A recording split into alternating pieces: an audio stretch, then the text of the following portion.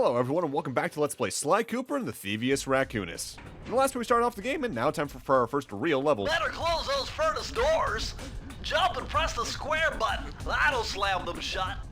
Yeah, minor mechanical thing. If you do a jump attack, it's more vertical than your standing attacks. And there's some enemies that are more susceptible to that than your standard attacks. With that said, most of them can be attacked in a single shot. And as long as you wait for their attack to go off, you can get to them no problem. Eureka! We're in the engine room. My analysis tells me that if you trace the spinning crankshaft all the way back to its source, you'll find Raleigh's treasure key and sabotage his machine while you're at it. Good. Yeah? Honestly, a weather machine going on in this area? I mean, I know it already rains a lot in England, but goddamn. Like, exactly. Now, if there's something I could say is going to be good advice in the game, no matter what, Bentley put it best right there. Don't just tap the circle button. If you're up against something anyway, hold the circle button, because there's some times where pressing it the right time will lead you on to what you need to grab, yeah, but sometimes holding the button will just get you there the first opportunity you can. Fully agreed. And that can help you in some bottomless pit situations. Yeah, fully agreed. I always, as a kid playing these games, it was always like, press and hold the circle button. It's like, I held that circle button so dang tight. Because I'm like, I'm gonna fall. The fact the PS2 also had those pressure-sensitive buttons, even compared to later DualShocks, helps a lot with that, because there's times where that literally did make a difference. Looking at you, the bouncer. So, last time we got our first vault opened up by getting the clues. And there is one thing I don't like about the clues, specifically in Sly 1. There's a lot of levels where if you miss a clue early on, you literally can't backtrack to get it, unless you restart the level over again from the main hub area, and this is honestly one of the earliest cases of that, because if you missed any of the battles up there at that point, you can't get back up there without re-entering. Not that the levels are long, but it's definitely annoying. Yeah, it's like, it feels kind of weird having them all bunched up like that. Yeah. When I'm so used to the later games where it's like they're so spread out. Yeah. Mind you, that's largely just because Sly 1 is probably one of the weirdest cases of first game syndrome for a lot of platformers, where the formula is so different compared to what it became. Because like Crash 1 into Crash 2, yeah, there's a lot of refinements, but the formula is largely the same. Jack 1 into Jack 2, there's the Grand Theft Auto stuff that's added in, but the platforming's still there. Ratchet and Clank, the gunplay got more extreme, but Sly 2 on arguably changes genre almost. Yeah, because there is a hub world, but you technically select the levels. Yeah. And it's like, then in the later games, it's like, it's more open world. But you go to the levels on the map. Yeah, and while the levels, and I guess that's the big thing, like, and that they made it so that the levels were more just actual missions, closer to like a Grand Theft Auto kind of structure rather than platforming levels, but it did feel weird at first coming back to 1 because of that. Yeah, but that's what I really 3. like about 2 and 3, because then it really makes you feel like that you're a master thief. Yeah, absolutely. Now something we should note though, the clues are easier to grab in the long run than say the boxes in your average Crash Bandicoot. Because like in the Crash games, if you miss a single box at the end of the level, you have to get all the boxes again, or backtrack to find the one. When you leave a level in this game, your clue total is saved, and it'll stay that way. So say if I left one of those 2 clue bottles in the top left there, if I came back in, everyone but that one would be gone. So it is ultimately easier to get everything here. It's just that sometimes the backtracking, on top of how hidden they can get in places, especially with tricks of the camera, can be distracting. Yeah. I guess more annoying rather than distracting. Rat!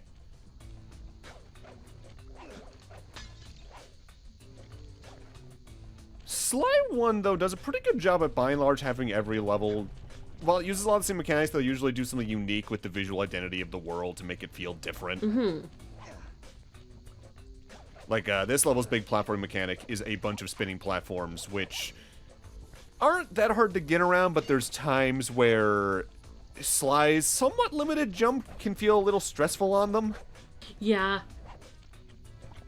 Because since most of your platforming is pressing or holding circle to use your thief powers, Sly's base jump, especially the double jump, isn't that good. Which I do believe the sequels outright do make him jump a little higher by default. Yeah, it still feels a little... From what I remember, it still feels a little clunky with his jumping. But... Yeah, in comparison, it's like they definitely made him, like, jump a little bit higher. Which you can also attribute to that, hey, he learned from the first game. He's more of a master thief.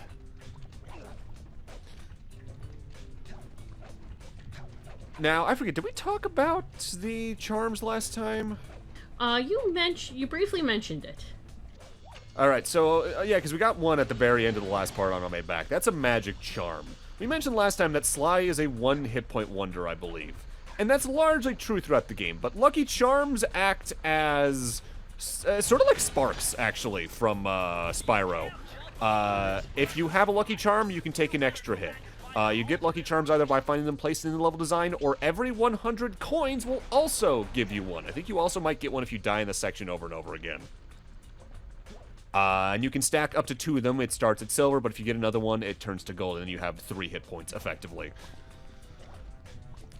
Which gives you a lot more barrier to move around than you'd think it would, because since you have 1 HP to begin with by default, the game's good about having things be placed in level design in such a way where you'll seldom get, like, surprised by an enemy jumping out of nowhere at you kind of deal. Yeah, it's more so, I feel like with multiple hits and stuff, you're more so worried about the boss fights themselves. Yeah, absolutely. Especially certain boss fights, because I like some boss fights in this game. I don't like most boss fights in this game.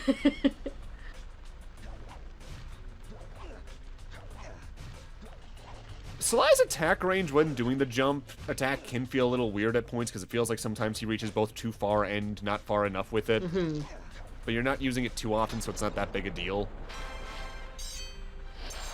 Also, thankfully, this is a game that autosaves, and every time you see that on the bottom left, that is the autosave thing, and it also marks my current completion percentage, which makes doing this LP for that very convenient. Alright, so I missed this bottle at the very start of the stage, and what's annoying now in retrospect, both in editing and commentary, it was on screen, and I just didn't notice it, because I think I was too busy listening to Bentley. It's fine. It was like, when you look back at it, though, it's like, you'll probably... Because I think there's another bottle right in front of it. So it's like you could think that you like, oh, I got him. Piece this one together. Try 227.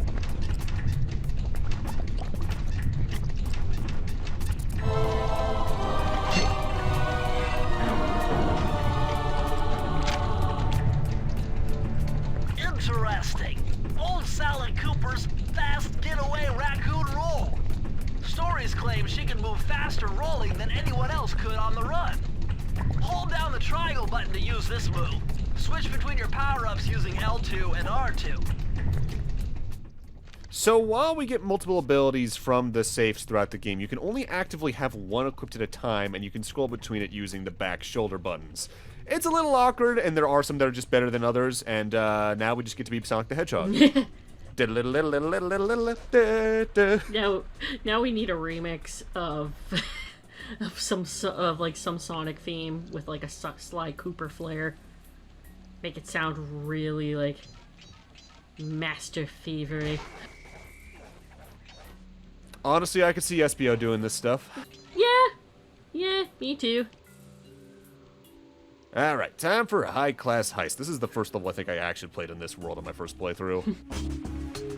Jackpot, Sly! Look at all this stuff! It must be worth millions! And you know what that means? Tighter security. You're gonna have to be extra sneaky to get the treasure key here. You don't say. Stealth in the stealth game? I actually think about it. This may have been my first stealth series. Huh.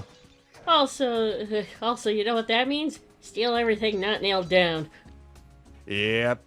So, this level's big thing is largely just getting you more and more accustomed to the Mission Impossible laser room mechanics. having lasers that follow on you and all that. It's not that bad, though in some regards, it's actually one of the harder levels by end game, if you're trying to do a certain part of the completion percentage, as the time you have for it is kind of limited. And, oh, that's what I mean about some of the platforming being a little jank. I think technically I was supposed to jump on that statue in the back to get that, but that's on me. Man, it's always the villains that have, like, all these statues of themselves. Very DuckTales core for some reason in my Very, head. very DuckTales core. Like Flintheart Glomgold would be real good friends with Raleigh. Oh, he would. I could see him being a Sly Cooper boss. I'm honestly surprised we don't see many other games attempting this kind of very interesting blend of stealth and platforming. At least not anymore. There were a couple, I feel, trying to be Sly Cooper specifically during the PS2 era, but like come the PS3, that kind of like died off, and you were either like Metal Gear Solid, Splinter Cell stealth, or you were just a singular stealth mission in a game otherwise. Yeah, and it's kind of a shame because, like we've said, Sly Cooper has a lot of charm to it, and the games are very fun. And it's a shame you don't really see many of this kind anymore.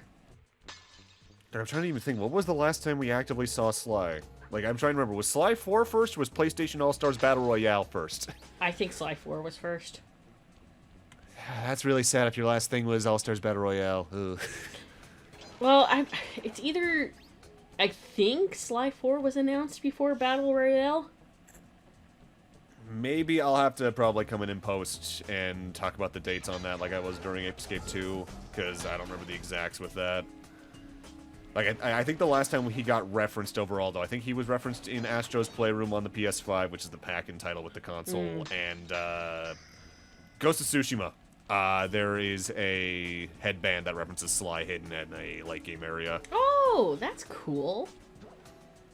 I wore it the rest of the game after I got it from memory. Alright, so after going in to look for the thing I was missing, here we are. Let's get our next power Whoever up. thought this code up knew what they were doing. Dial in 436. I'm very sad from here. I don't think they ever do 1, 2, 3. That would be really funny if Bentley, like, goes on about how hard this one was, and it's like, 1, 1, 1. These are the blueprints of Raleigh's entire operation. I wonder... Yes! I can wire this info directly into your binocucom. It'll show you the position of nearby clues and breakable objects. Alright, so the third item we got here in Raleigh's Fortress is a map. Like, this is actually the best indicator for the saves being consecutive order and not set things for each one. This will mark breakable objects in your first-person view, but also if there's clues on screen and you can see them in the binocucom, it'll mark them with a green one of those same indicators, making it your best friend, if you're missing just exactly one. This does mean if you're trying to do that on a first run of a level, though, you're probably going to be stopping here and there and just observing the level design, which can be helpful in the stealth, admittedly, but I can see that breaking the pace for some people and not really using it because of that. Yeah. Yeah, because it's like you're wanting to go around and explore and figure out where to go, and like kind of stopping for like a length of time can be kind of annoying. I kind of equate it to a sort of longer version. Sly, see that machine wheel? If my knowledge of mechanical engineering serves me right, applying significant rotational torque to achieve maximum velocity will yield a positive result. You mean something good might happen if I can get the wheel to spin fast enough? Isn't that what I just said? Interrupting me, Bentley. God damn. What was I saying? It's sort of like a longer, more antiquated version of a problem I do think we kind of have nowadays in a lot of games, especially open world stuff, where the players will just pause the game really quick to see the larger version of the map. It feels like every 15 seconds because of how things are laid out, and that can be kind of annoying to some people, I know. Temperature's reading way off the charts in here. This must be the power source for the storm machine.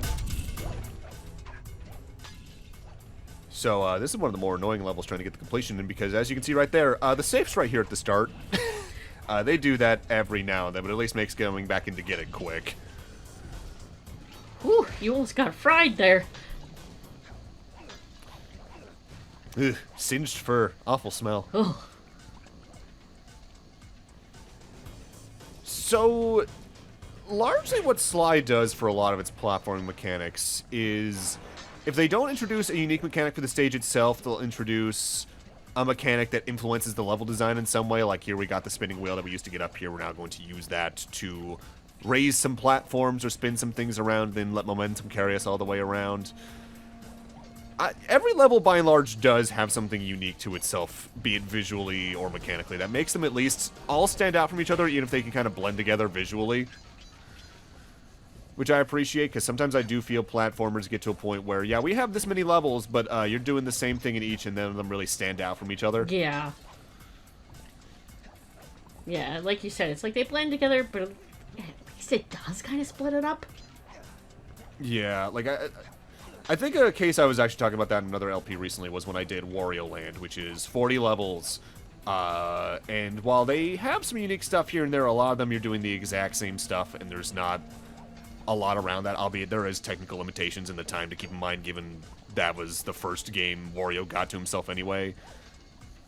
But I'd say, like, Sly Cooper, for instance, does more with its so many levels than Wario Land 1 does. Which, again, you have to keep in mind historical stuff and what they were released around, but Oh, yeah, of course. I'd say that does make Sly 1, like, the more interesting game than Wario Land 1. Yeah. At least to watch. I think they're both really fun to play.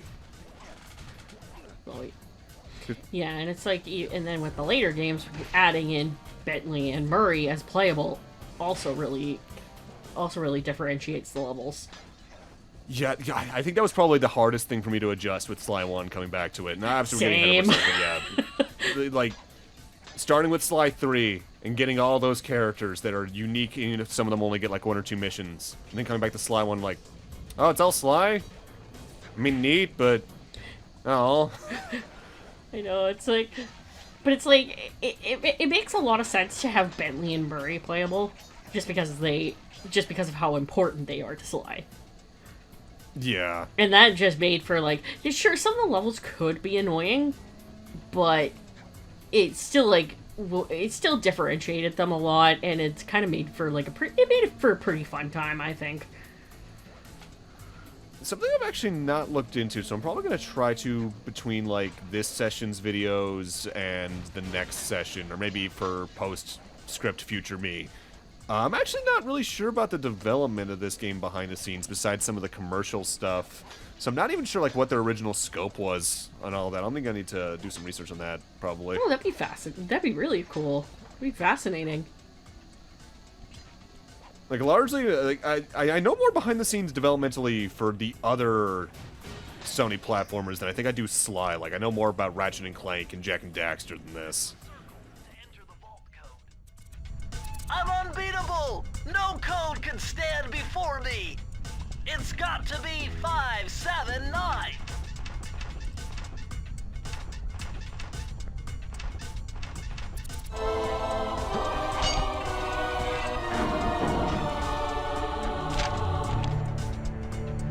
Outstanding! Another page from the Thievius Raccoonus! This one features Dev Cooperenda's slow motion jumps. He used this to get by all kinds of airborne threats. Hit the triangle button while in the air to slow down time. So I think this is the first indication that the Cooper family are, magical deities and trickster gods incarnate, because they can just slow down time selectively. Yeah. What? Damn, did they, like... Was their greatest ancestor Loki or something? I wouldn't be surprised. Slow motion jumps, though, can be good for keeping some maneuverability in check, but because you also slow down, reactions can still be slowed in a way that can make it get hard to get around. But ultimately, it is still a useful tool, just in some levels than others. Camera using the right analog stick. And to bring the camera behind you, click it. Remember when that wasn't, like, in every game ever? Alright, though. With that, we're gonna need to end this off here. Thank you guys for watching, and in part 3, we're gonna go tackle the cunning disguise before moving further into Raleigh's hideout. See you guys then. Bye-bye.